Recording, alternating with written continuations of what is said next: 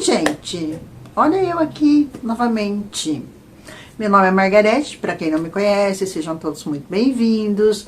Deixe seu like já no início do vídeo, porque me ajuda muito. Se eu fico sem trazer vídeos aqui durante alguns dias, né, o YouTube costuma não recomendar. É assim que funciona, né?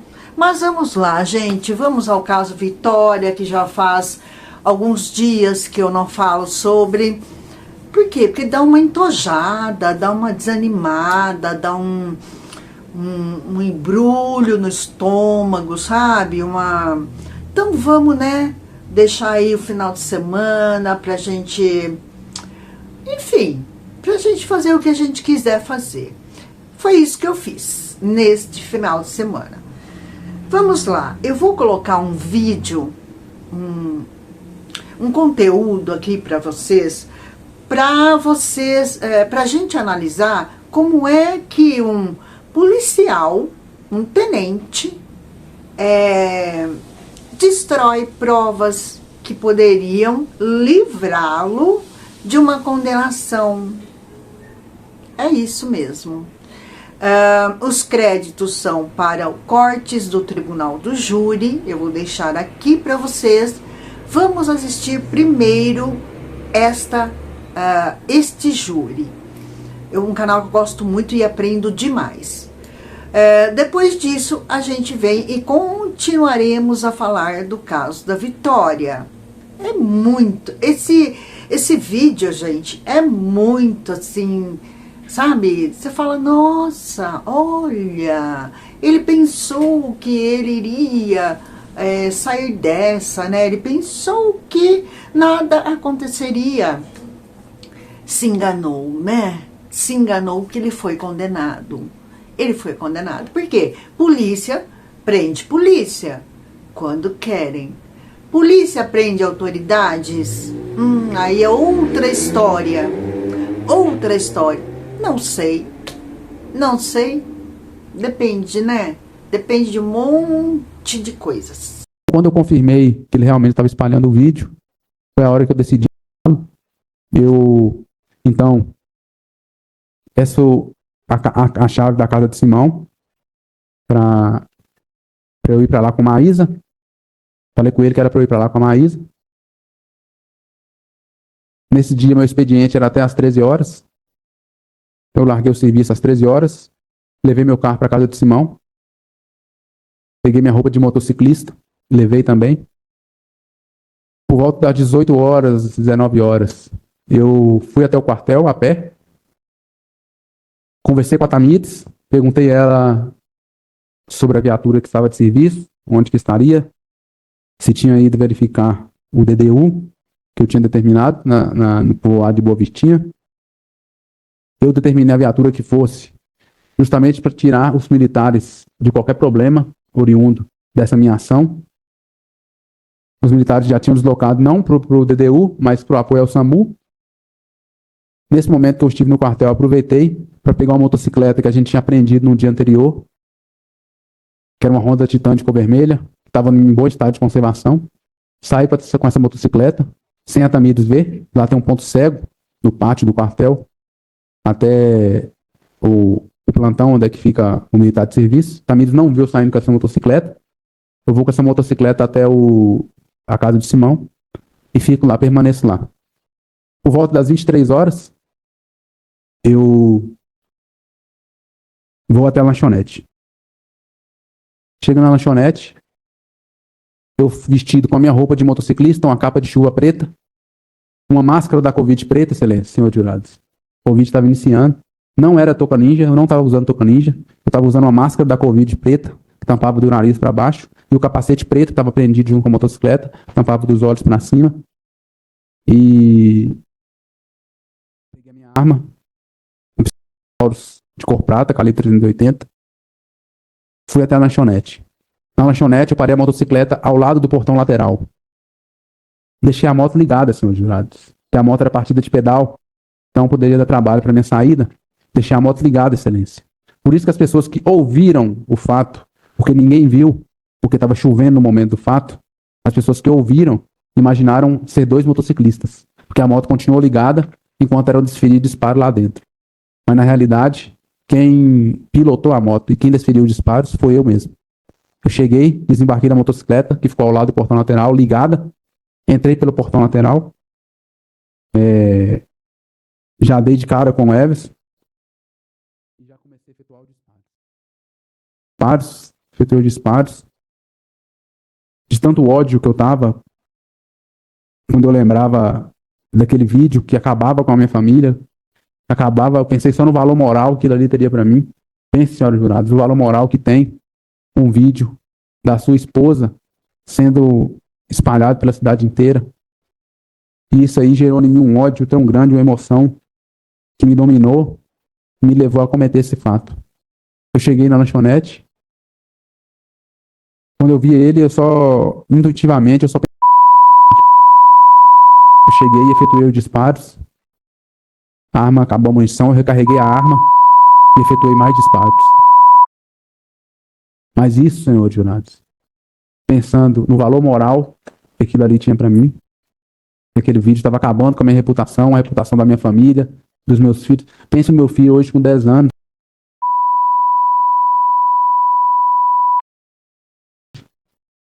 Na época eu tinha 5 anos, ele já mexia no celular.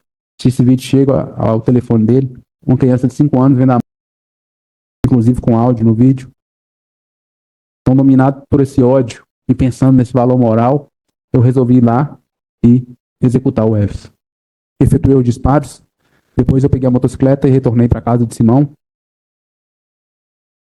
onde eu deixei a moto, peguei meu carro e retornei para minha casa. Cheguei em casa, tomei meio frasco de Rivotril, que é um calmante extremamente forte. Uma pessoa normal toma 5 gotas e já dorme.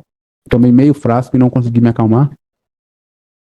Poucos minutos depois que eu chego em casa, a Tamires, Cabo Tamires, que estava de plantão, me aciona para esta ocorrência. Eu determino a ela que mande a viatura me buscar em casa. Aí ela aciona o Cabo Freitas e o Cabo Cardoso. Eles estavam de folga, descansando no quartel. Eles ativam a viatura, passam pelo local do fato. O Cabo Freitas desembarca e começa os trabalhos de isolamento do perímetro. O Cabo Cardoso vai até minha residência me buscar. E ele leva a minha farda, eu fardo no meio da rua. Retornamos para o local do fato. No local do fato, nós 3 ampliamos o perímetro de isolamento, aguardando a chegada da perícia do SAMU. O SAMU chega e constata o óbito no local.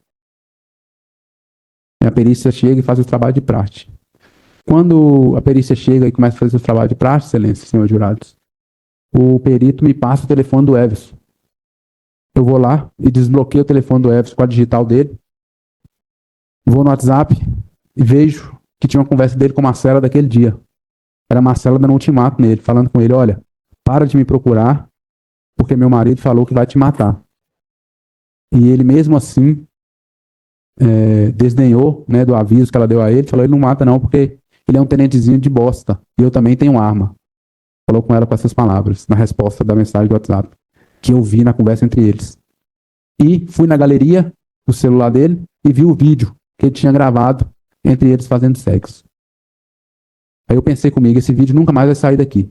E na hora, excelência, na hora, senhor jurado, no local dos fatos, eu decido resetar o celular dele, eu reseto o celular dele, que o celular apaga tudo, bloqueia e trava que ninguém mais consegue abrir. Então eu estou confessando também, mais uma vez, agora diante do senhor, excelência, diante do senhor, jurados, e eu resetei o celular do Everson para que o vídeo não fosse espalhado mais pela cidade. Enquanto a gente estava trabalhando no local ainda, chegou no local a Emily, que era a antiga dona da lanchonete. A Emily trouxe um celular que tinha acesso às câmeras de segurança da lanchonete. E no local ela mostrou essas imagens das câmeras de segurança para o perito, para mim e para os demais militares presentes no local. E dava para ver perfeitamente a minha chegada, eu atirando e eu me retirando da lanchonete. Uma vez encerrados os trabalhos, a perícia recolheu todos os materiais, recolheu os cartões de memória das lâmpadas, recolheu os celulares, o cartão de memória do celular, E o perito passou tudo isso para mim, para nossa custódia, para a custódia do PM. Segundo ele, para entregar na ocorrência, junto com a ocorrência no outro dia.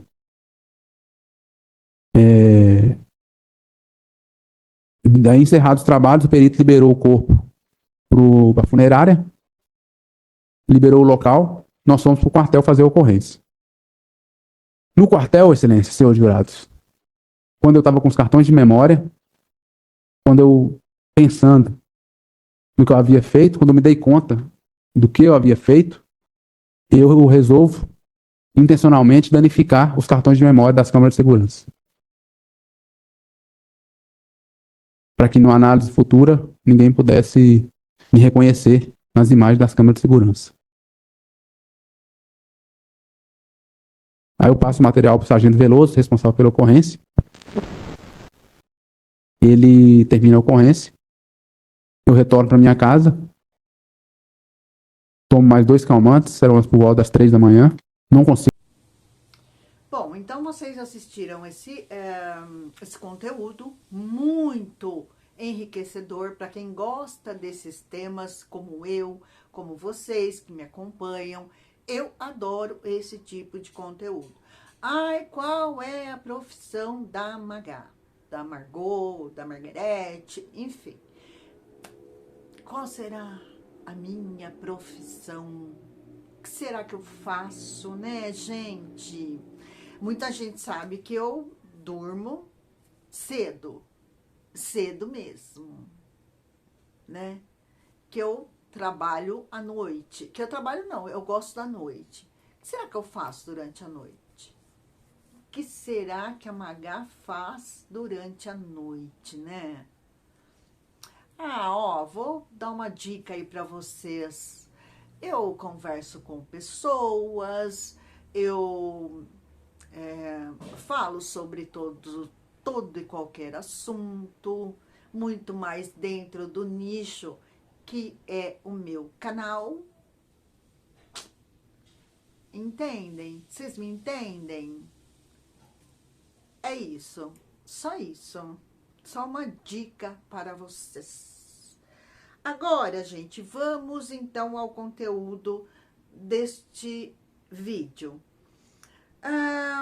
Bom, o cara, ele entra num ponto cego do quartel. Para o quê? Para usar a moto que foi apreendida por conta de um delito cometido por um cidadão. Então, ele vai lá, ele tem acesso à moto, por quê? Porque ele é tenente.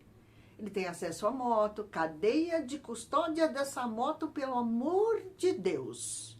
Onde é que está a cadeia de custódia dessa moto? Não, é o tenente, né? O tenente pode pegar a moto do cara e sair para cometer um crime.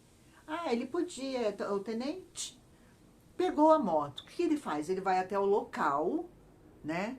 Uma casa cedida para que ele pudesse ali levar uma mulher ou outra quando ele bem quisesse. Olha só que beleza. Quando ele chega nesse local, ele pratica o delito, né, contra o cara, coisa de ciúmes e essa coisa toda, e tanana, tanana. E daí, o que ele faz? Ele pega o celular da mão da vítima, ele reseta o celular, porque segundo ele tinha um vídeo que ele gostaria que fosse apagado. Encontraram esse vídeo? Pelo que eu assisti o julgamento inteirinho, eu não vi ninguém falar que existe esse conteúdo no celular da vítima. Existia. O cara estava errado? Tava. Mas não é assim que as coisas se resolvem, não é mesmo? Porém, por ele ser tenente, ele achou, não bastando, o que ele faz? Ele vai lá com o dedinho da vítima, desbloqueia o celular dela, reseta o celular todo e chega na delegacia, ele se dá conta, olha, ele lembrou que ele tinha feito uma cagada, aí ele foi lá e danificou as câmeras de segurança. ele danificou os HDs, os negócios tudo lá. Danificou. Por quê? Porque ele aparecia na cena. Porque ele era o tenente. Ele falou para os policiais, para quem era subordinado a ele. Ele dispensou, mandou os policiais para outro local, para que não houvesse ali um confronto entre ele e os próprios policiais dele. Então ele manda para outro local. Quando ele chega na casa dele, ele recebe o telefonema desses policiais, obviamente, de uma ocorrência que ele mesmo tinha cometido.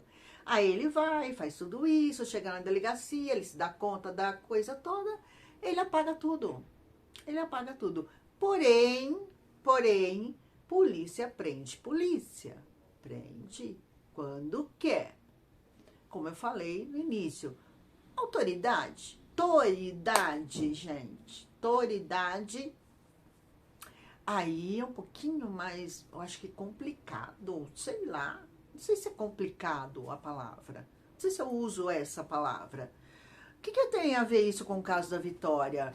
Eu quis trazer aqui para vocês entenderem que pode ter ocorrido uma contaminação das investigações no caso da Vitória? Pode. Óbvio que pode. Eu não sou advogada, então aqui eu posso falar de alelo, de DNA, do que eu quiser.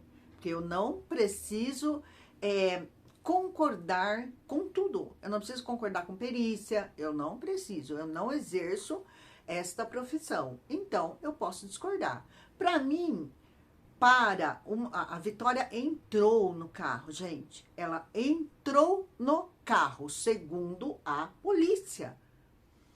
A Vitória entra no carro, não tem DNA da menina. Não tem, meu cabelo é comprido. Meu marido até fala, amor, seu cabelo, eu falo, tá, querido, é cabelo? E aí?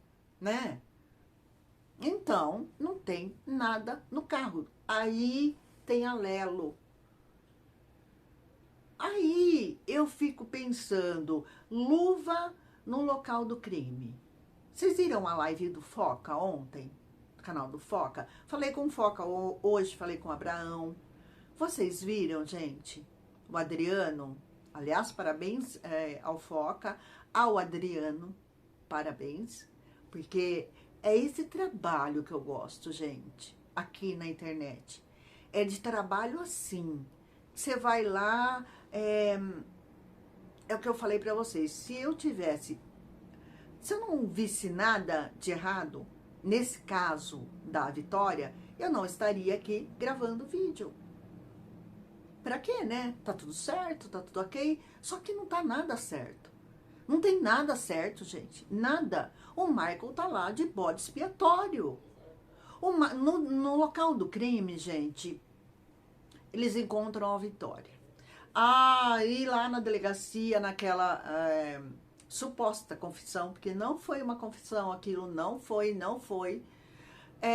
O que o Michael fala? Que ele enterrou a Vitória. E o buraco naquele dia, como o Adriano falou? Cadê o buraco? Aí o Michael era o quê? Deixa eu pensar aí num personagem super-herói pra ir lá catar aquelas pedras e colocar lá em cima do buraco. É isso mesmo. É isso mesmo. Ou o Michael é muito, muito burro e ele não é. Porque qual a pessoa que vai escrever uma carta que ele escreveu, daquela que ele escreveu? Qual a pessoa? Você teria coragem? Não, não teria. Lá, como que a pessoa confessa sendo inocente? Como? Vai procurar a escola base, vai procurar o caso das bruxas, eu confundo. Bruxas de Guaratuba ou de Garanhuns? Esses casos aí, vão procurar saber, gente. É simples assim. Vão procurar saber sobre esses casos que vocês vão entender como é possível um inocente dizer, eu sou o culpado. Eu vou contar aqui o que aconteceu. Vão procurar. Estou afirmando que isso aconteceu no caso do Michael? Não. Eu estou dando uma amostra do que, de como um inocente pode confessar. Agora, na carta, o Michael diz que foi, sim, ameaçado. Que levaram ele para um banheiro sujo, as bruxas de Guaratuba. Aconteceu a mesma coisa. E muito mais. Uma delas foi estupro. Procurem essa história. Procurem essa história, gente. Todos inocentes. Todos inocentes. Tem um monte de canal aí, enorme, grande, milhões de seguidores, mas qual é, né? Qual é? Eles não investigam, eles são ali da entrevista de anos depois. Ai, coitados, eles eram todos inocentes. A perícia, tananã, tananã. Me poupe, né? Me poupe. Sangue nos olhos, né, gente? A gente fica assim. Tem momentos que a gente se pega desse jeito. Aí tem momentos que você dá uma caída, que você vai lá embaixo, que você não se conforma. Ontem eu até estava falando com uma pessoa no Instagram e ela percebeu, a pessoa percebeu que eu estava falando um pouquinho. Ela percebeu não, ela percebeu que eu deixei ela falando sozinha. E por quê? Porque eu mesma falei, opa, tá falando muito, Magá. Está falando muito. Né? Puxa aí o freio, né? Puxa aí o freio de mão e bora. Então eu saio, né? No Instagram também, tem muita gente que me chama. Eu costumo responder na hora, mas eu respondo mais à noite. WhatsApp, mesma coisa. Ai, mas olha aqui, ela não faz nada. Né? Sabem de nada, inocentes. Sabem de nada, né? Vamos lá, gente. Eu ouvi uma frase um dia na minha vida de duas pessoas, dois homens, por sinal, não foi nem de mulheres, né? De homens. Tá com medo? O medo impede a pessoa de viver. Um outro foi ele foi meu supervisor quando eu trabalhei para um banco. Ele chegou para mim e falou: Marga, você tá com medo? Vai com medo mesmo.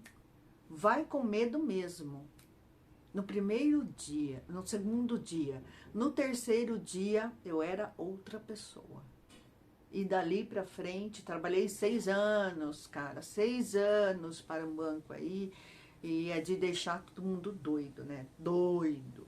Mas, enfim, eu segui o meu trabalho e deu muito bom, muito bom. Até fui promovida para um outro setor lá e eu não quis, não quis. A live do Foca, já falei. Assistam lá, gente. Até era para eu entrar em contato com o Adriano, eu não tive tempo, então eu não falei com ele, mas eu pretendo aí falar, tá, gente? Uma coisa é trabalho, outra coisa é outra coisa. A gente entende assim. Eu entendo assim. Sou extremamente profissional. Ai, peraí. Buraco e as pedras, já falei. A pá e a enxada. Vamos lá falar da pá e da enxada mais uma vez. Por quê? Porque essa pá e essa enxada foi encontrada 6 dias após a Vitória. O corpo da Vitória não estava lá 3 dias antes. Né, gente? O pai da Vitória falou isso. Tenho aqui no canal. Aqui neste canal tem o senhor Carlos falando sobre isso. Temos aí o Adriano que conversou com um policial. Vamos um pouquinho mais, vamos tentar puxar o fio da meada. 5 meses antes da Vitória, de acontecer isso com a Vitória, ela foi ameaçada. Foi, gente, foi. Chegou a hora da gente parar, né, agora é a hora, né, de tentarmos aí descobrir o que aconteceu, se o Michael é inocente ou culpado. Ele é inocente, ele é inocente. O Michael não participou deste crime. Não tem o dedo do Michael aí, gente, não tem. Por quê? Porque não tem nada além de um alelo. A menina entra no carro, ele desfere ali os golpes nela dentro do carro. Dentro do carro. Mas termina lá o serviço na casa. Uai, o delegado falou que espirra no teto. Quando você toma um golpe aí na jugular, né? Aqui vai no teto. Cadê? Cadê isso na casa dele? Cadê? Que ele precisaria de, dias para deixar tudo aquilo em ordem. Aí apareceu um monte de nuvem azul. Um monte lá. Já coloquei tudo isso, já tá aqui, gente. Trouxe para vocês que o luminol também reage à água sanitária. Também. Aí tem um negocinho no batente do banheiro lá. Então o Michael, por transferência, né? Ele tinha lá no pé, né? O que será que aconteceu para ele sujar o pé dele com um negocinho de nada? E chutar, ele foi chutar o batente? Será que ele chutou o batente? Tá tudo aqui. Tá tudo aqui. Bom, a Vitória teria sido ameaçada 5 meses. Ai, gente, caiu o fone. Será que vocês vão me ouvir? Vou deixar assim mesmo. Aí, agora não põe a mão em onde? Aonde? Peraí.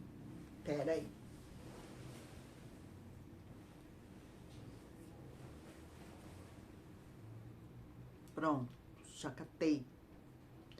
Bom, se ela foi ameaçada 5 dias antes, aí eu me faço a seguinte pergunta: por quem? Quem ameaçou a Vitória? 5 meses antes. A família sabe? Eu não entendo. Um pai que falou aí em podcasts, se for para encontrar a verdade sobre tudo que aconteceu com a minha filha, eu não vou parar. Parou, né? Parou. Porque aí eu vou... Outra coisa que eu vou falar pra vocês. Peraí.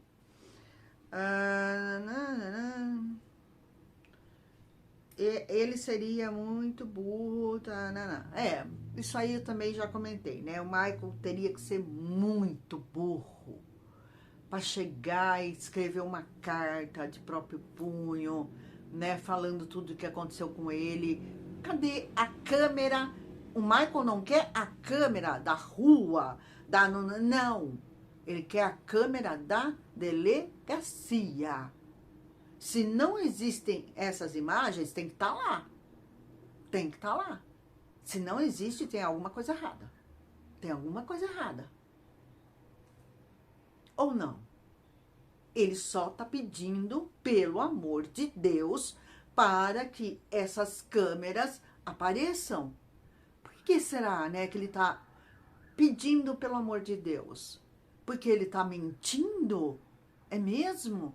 Se ele mentisse que ele foi forçado a falar sobre isso, confessar um crime que ele não cometeu. Se ele tivesse mentido, ele estaria pedindo essas câmeras? Ele teria que ser muito burro 2. Eu não consigo entender as pessoas. Eu não consigo entender. Tem um cara falando, mostra a câmera que vocês irão ver tudo que aconteceu lá. Seria um escândalo? Seria. Mas é melhor o cara ir pra cadeia, o cara que é inocente? E se fosse o teu filho? E se você fosse o pai da Vitória, você ia deixar assim? Ah, não, né? Não, né? A gente tem um monte de exemplos aí. Mãe da Clara Maria, mãe daquele menino, eu esqueço, gente, mas eu conheço todos esses casos. Mãe daquele menino que o irmão dela, o sobrinho, a delegada vai e fala para ela, se a senhora continuar fazendo perguntas à senhora que será presa. Ela continuou. Ela continuou. E ela conseguiu que fosse feito justiça. Outro caso, Ana Sofia.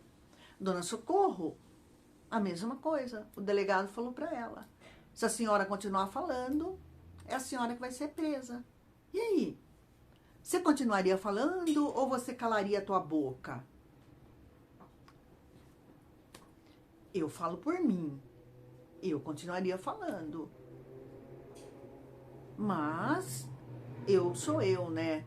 A família da Vitória, e tanana, e por aí vai, gente. Se a gente não aprender a gritar por nós, muita gente tá lá, gente. Muita gente atrás das grades inocentemente. Muitas mães chorando por conta disso. E muitas famílias sem saberem a história real. O que aconteceu com a Vitória? O que foi que aconteceu com ela? Muita gente.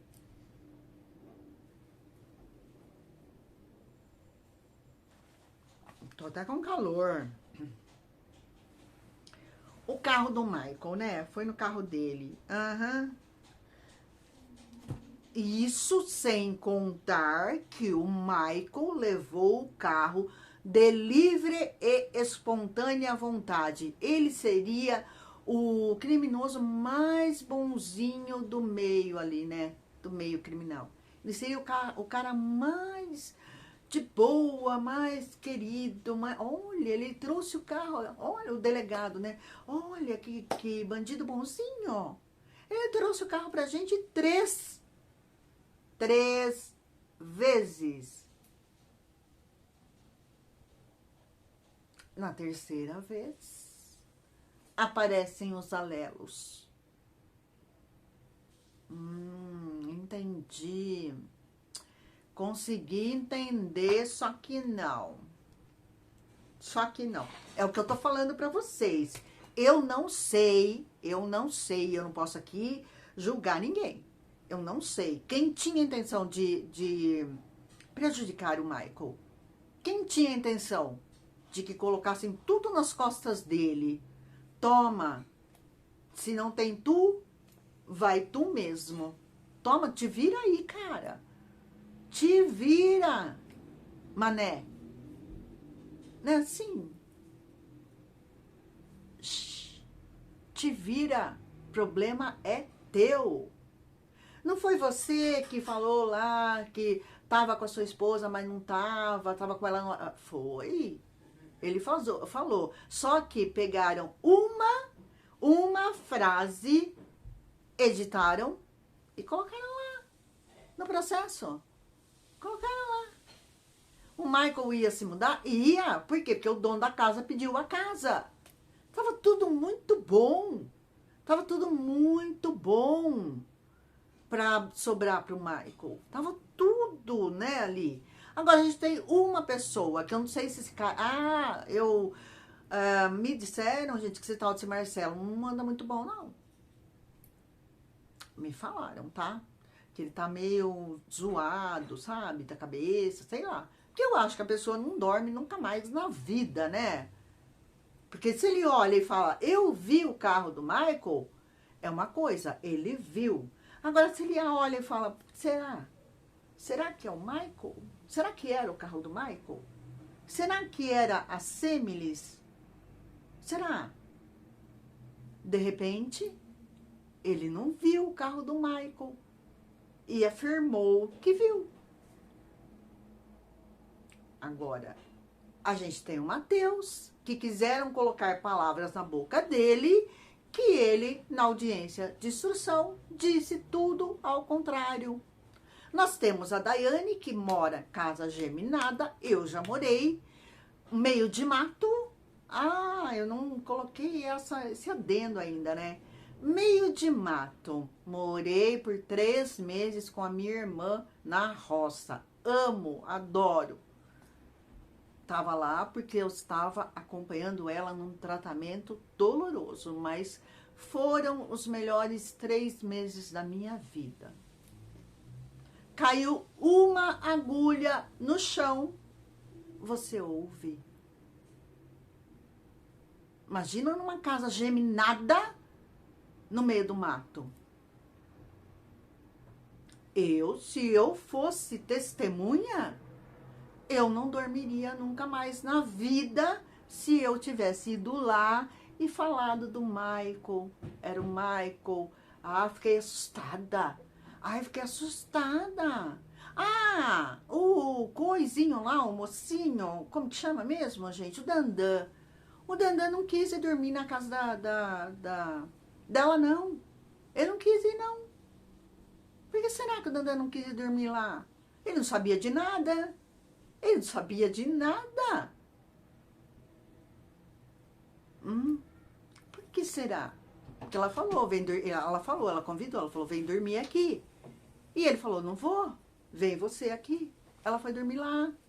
E aí, gente? E aí? Vamos tentar, tá tudo alinhado, né? Só que não. Mas tá tudo alinhado. Tudo alinhado.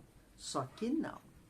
Tem gente que tem que falar algumas coisas aí, tem que explicar uns negocinho aí, tem coisa que, né, a gente fala assim, ó, aqui, ó, no raso. Sabe quando você tá numa piscina, aí você vai afundar, só que você fala, não tá dando pé. Aí você, né, dá um pulinho, você... Tem coisa que tá aqui. Tem gente que precisa falar aí o que sabe, né? Vamos lá ver quem é que sabe alguma coisa. Ai, gente, eu preciso perguntar uma coisa pra vocês. Carro, nada, tá.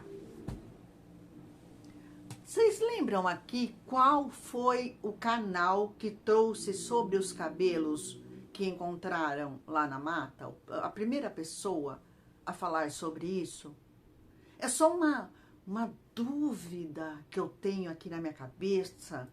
E é só uma dúvida. Eu só preciso saber quem foi a primeira pessoa a falar. Sai cabelo. A falar sobre isso aqui na plataforma. Deixem aí nos comentários para eu tentar chegar a um negocinho que tá passando aqui na minha cabeça desde o caso da Ana Sofia. Aí eu vou vir aqui falar para vocês. Só preciso entender o que é que tá acontecendo. Preciso saber quem foi. Primeiro canal, gente, a falar do cabelo da Vitória. Daquele cabelo, da Vitória não, né? Aquilo lá foi plantado. Mais uma coisa, né? Ah, eu ouvi falar que foi até o Cabrini, né? Teria sido aí até o Cabrini, talvez. Será que a produção do Cabrini ia lá atrás de um cabelo pra jogar lá na mata?